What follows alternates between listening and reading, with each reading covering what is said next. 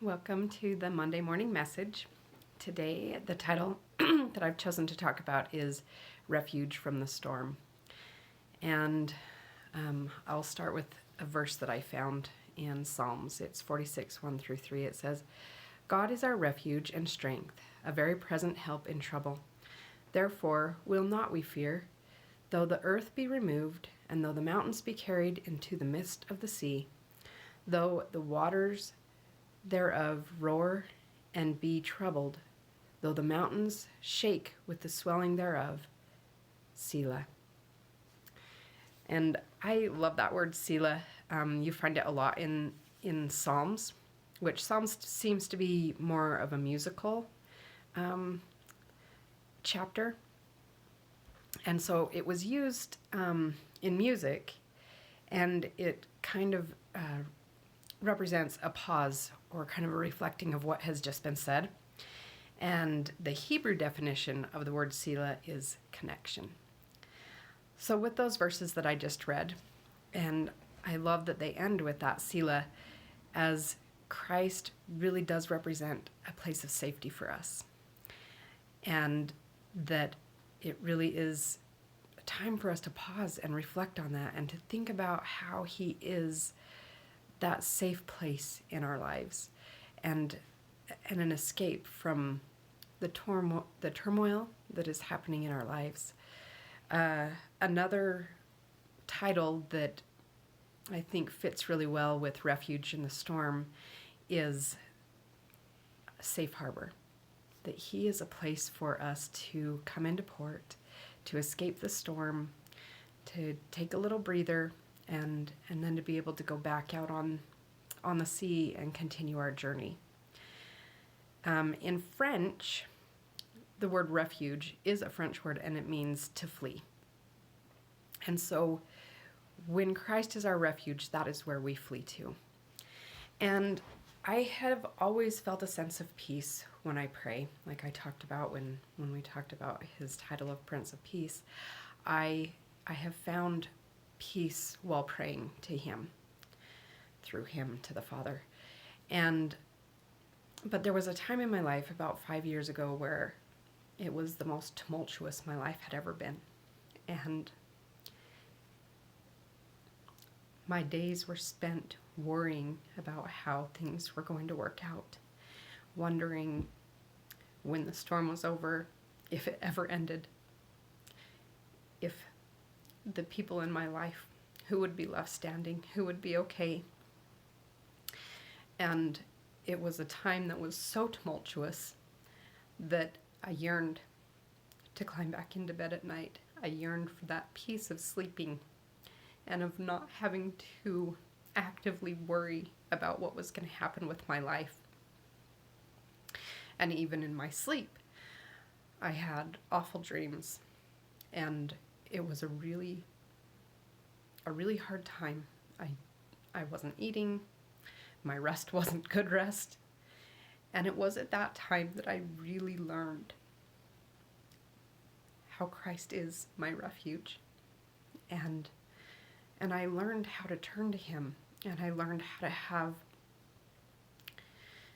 to have him be that safe place for me. And I had to. My stress level was higher than it had ever been, and I was worried that it was too much stress for me to handle. And so I learned how to pray better and connect deeper. And I learned how to turn to him and help him still my thoughts, to help him, allow him to still my thoughts, and to allow him to help me learn how to direct my thinking and the productivity of it. And I think it is in those times that we learn most about his goodness and most about the safety that he offers. And it was during that time that I really became enthralled with the idea of the eye of the storm.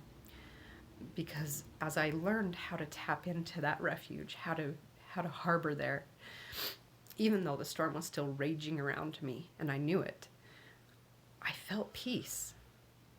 And it's such a personal journey. It's not something that I can teach other people how to do, but I promise you that it's there, and that if you are in one of those times, those turbulent times, that if you will turn to him and express your desire to learn how to do that, that he can teach you how in your own individual way.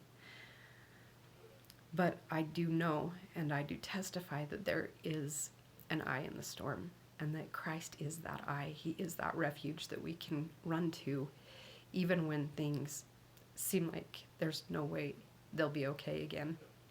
And that in time, as we listen to his voice and listen to his directions, that he can teach us how things will be okay again, and how to behave, and how to think, and how to still ourselves, so that he can have the time to make those corrections in our lives, and teach us how to make the corrections in our own lives to point our feet in the right direction. That Christmas, when things had started to feel better and settle down, and there was starting to come, I was starting to see blue sky in my storm. My family gave me a picture that I absolutely love, and I believe it with my whole heart. And it says, sometimes he chooses to calm the storm, and sometimes he chooses to comfort the child. Sometimes we have to go through those things that we go through. Sometimes they come to us because of our choices. Sometimes they come because of other people's choices. And sometimes they come just because it's part of life and it's part of learning. But he is always there for us, and he can teach us and help us learn from those experiences that we are going through, especially when we turn to him and seek those answers. If we ask and we seek and we knock, he is there. And while we are going through those times, he offers us peace. And we grow and learn more in those times than we do in the calmness. But there is no need to weather those storms alone, because he is our refuge, and he wants to be there for us, and he wants to comfort us as we go through those hard times. Thank you for listening, and I just want to witness to you that our Savior is there for us, and that he is that refuge when we seek it. Next week we'll talk about Christ as the high priest of good things to come.